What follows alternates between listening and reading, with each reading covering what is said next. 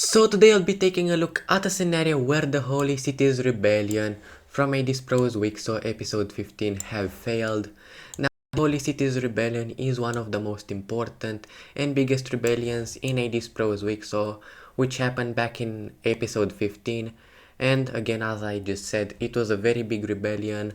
in the Holy Cities, which led to the later formation of the Old Empire, and it played a huge role even in the later episodes of Wicso,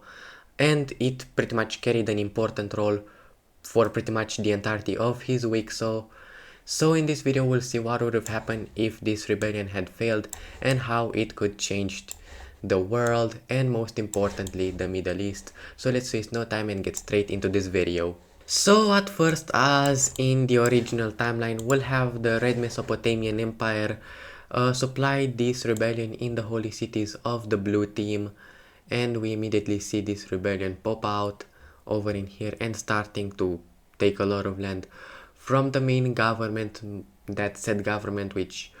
didn't really think that a rebellion like this could happen. So immediately at first we'll see that the blue team will not really be able to fight, and the rebellion will pretty much succeed, mostly like in the real timeline, and start to push here along the coast. Their main goal is to one, take over here the main coastal part with the holy cities, and two, to take the capital of the blue team and knock their government out and win this like revolution or rebellion, however you wanna call it. But also the blue team isn't really a weak country, they are pretty strong and they haven't done much recently, so they will be able to fight pretty fiercely against this rebellion. But it's around here that the blue team will kind of mobilize its army a bit better than in the real timeline and start to do some pretty good sweeps, as now we see them cutting the rebellion into two pieces and the rebellion is really starting to fail.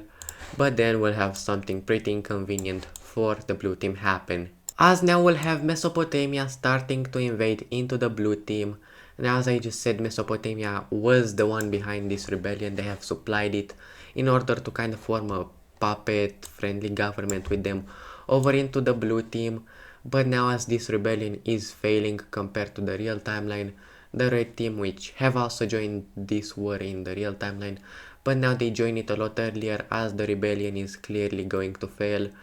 and they pretty much just want to get as much land as they can. But they get stopped around here in the Strait of Hormuz by the Holy Cities forces, as the Holy Cities immediately retaliates against the red team, and now they are starting to push them back. But now also the blue team sees that they are also starting to get a bit overwhelmed, as the recent entry of Mesopotamia in this conflict had led the rebellion to encircle back this area and pretty much starve the blue team armies over in here and start to push yet again through these territories, but not as much, as pretty much this entire front is stalemated. But the red team, which again it's one of the strongest nations in the world, these guys are very determined to win this war and to not let the rebellion fail. So because of this, they will start to re-encircle this part, now cutting off the blue team armies in here and pushing them back a lot over into here, and even take the Strait of Hormuz.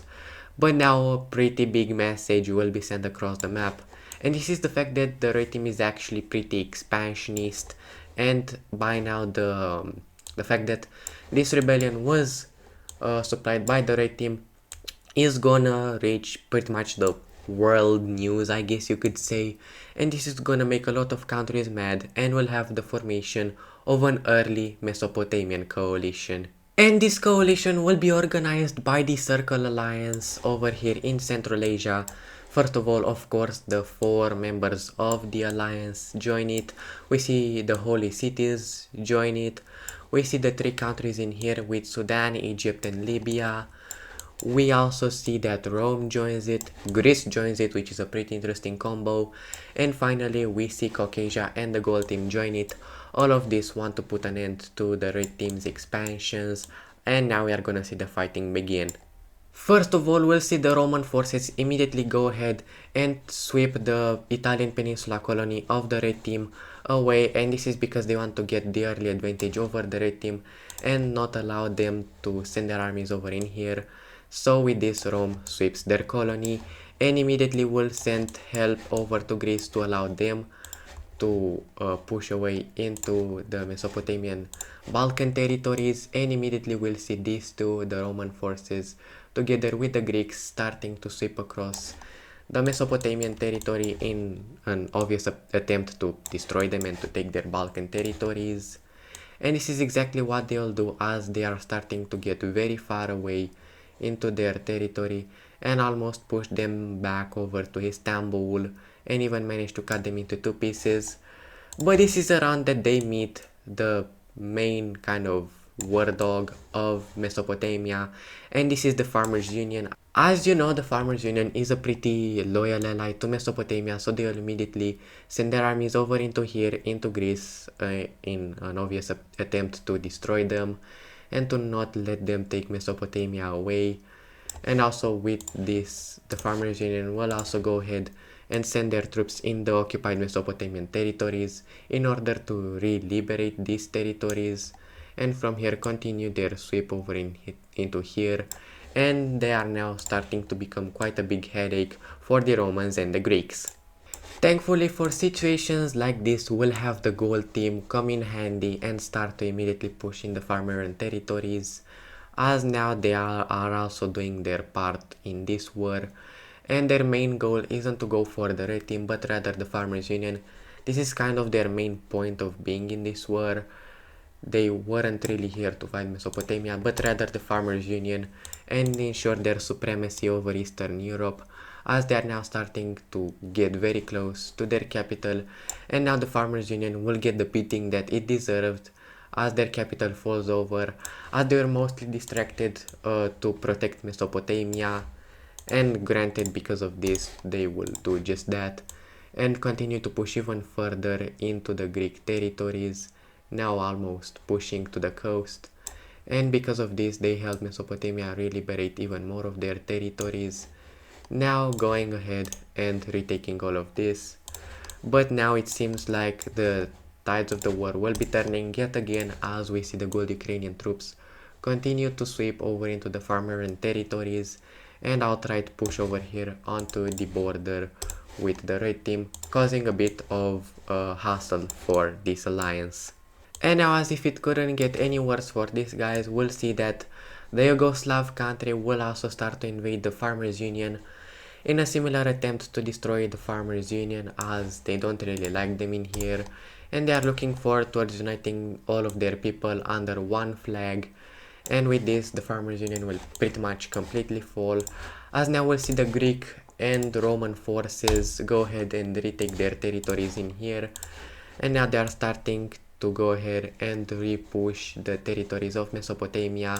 this time being way more successful and taking this entire part, now pushing Mesopotamia only to the Thrace region, which now they are starting to lose, as not many forces are being sent in here, and the few that are sent are far from enough to hold out in here. And now we'll officially see the end of the Farmers Union come in here, as we see both the gold Ukrainian and Yugoslav countries go ahead and sweep the final territories of this old ally of Mesopotamia, again pretty much the US and France of Wicso. And now we'll see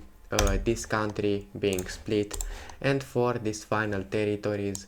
we'll see that Greece will go ahead and also start their own invasion into the Farmers Union, and they will end up taking the last of these territories, officially wiping only one of the two allies of Mesopotamia out. Out of those two allies, they are both about to fall, as now the holy cities is pretty much again stalemated over here in the Arabian Peninsula, as the blue team is primarily focusing on them, and now they are yet again starting to push in their territory,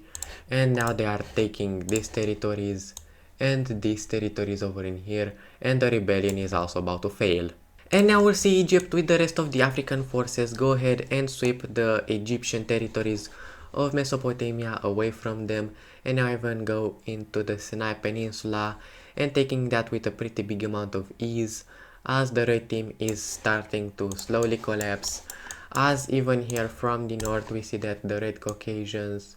will now start to carry their own weight, as now together with the gold team troops they are pushing across these territories from Mesopotamia and proceeding to totally decimate these guys,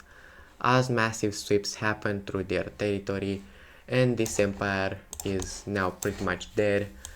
And back to the Balkans, we'll see that the red team will also lose their Balkan territories, as Greece together with all of their allies from Rome, from the Croatians,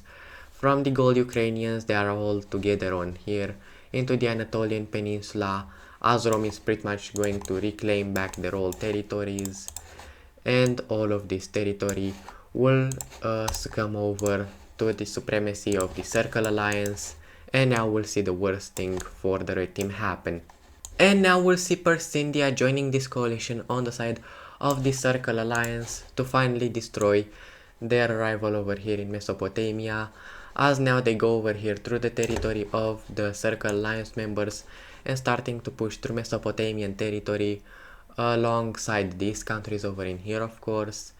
And now the end of Mesopotamia is here, as India will go ahead and snag the capital of the red team, and now we'll see the red team getting partitioned. We'll immediately see that the blue Arabians will go ahead and fully kick out the Mesopotamians out of their nation, and the Holy Cities rebellion will also fail and get crushed.